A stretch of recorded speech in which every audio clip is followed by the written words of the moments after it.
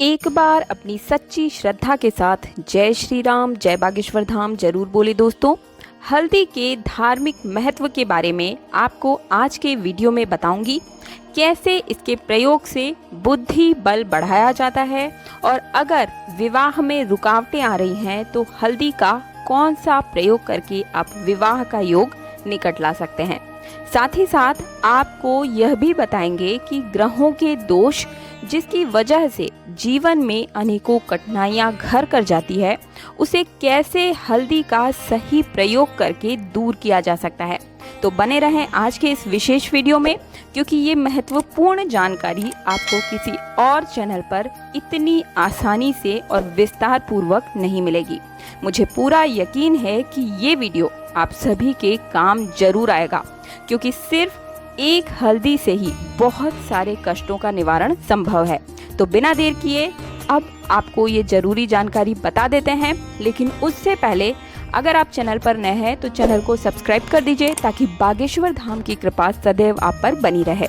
वैसे तो आप सभी हल्दी के रसोई और औषधीय गुण से अवश्य ही परिचित होंगे और इतना भी जानते होंगे कि ये इतना पवित्र होता है कि हमारे कोई भी धार्मिक अनुष्ठान, चाहे वो शादी विवाह हो या पाठ पूजा हो, बिना हल्दी को समर्पित किए सम्मिलित किए पूरी हो ही नहीं सकती। इसलिए हल्दी का धार्मिक कार्यों में बहुत बड़ा योगदान होता है, महत्व होता है। इसके दैवीय गुण की वजह से ही विवाह में वर वधू को हल्दी चढ़ाई जाती है, जिससे उनका वैवाहिक जीवन मंगलमय बीत सके और उन्हें किसी भी प्रकार की कोई दिक्कतों का सामना न करना पड़ सके।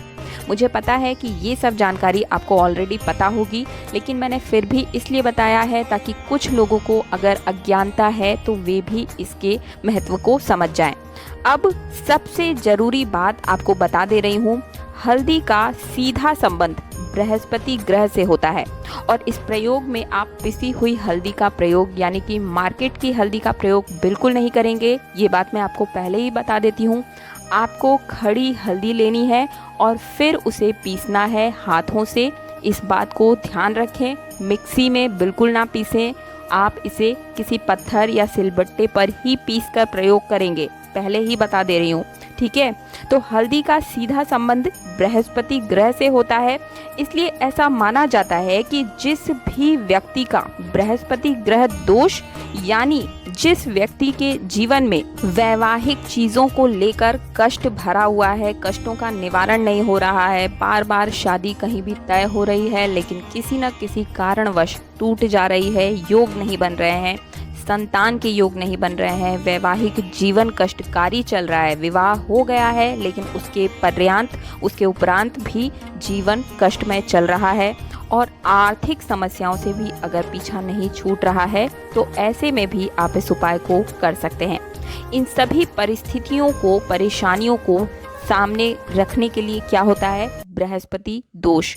बृहस्पति दोष की वजह से ये सभी परेशानियां हमारे जीवन में आती है। 9 ग्रहों में देव गुरु बृहस्पति सबसे बड़े और शुभ ग्रह माने जाते हैं, इसलिए हल्दी के इस्तेमाल से बृहस्पति ग्रह को मजबूत बनाया जाता है और इस ग्रह के दोष को दूर किया जाता है।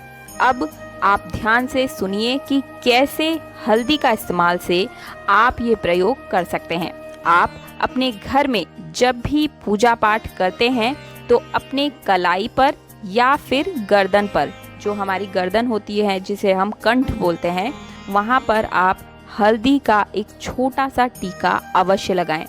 ऐसा आपको 21 दिनों तक करना है। ध्यान से सुने, 21 दिनों तक लगातार। जब भी आप मंदिर में पूजा करें, यानी कि रोज ही आपको 21 दिन लगातार पूजा करनी है और पूजा करते समय आप हल्दी का छोटा सा टीका अपने कंठ पर अवश्य लगाएं या फिर कलाई पर लगाएं।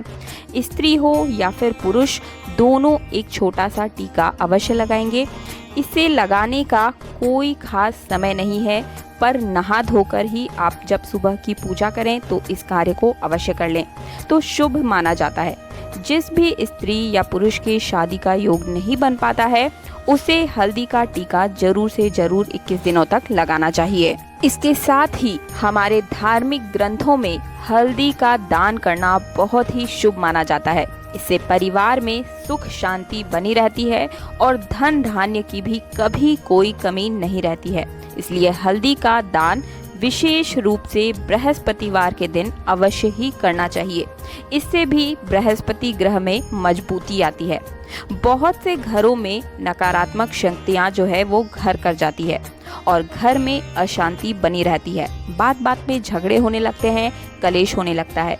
घर के सदस्यों के बीच झगड़ा बढ़ते ही जाता है और बेवजह मनमुटाव का कारण बना रहता है।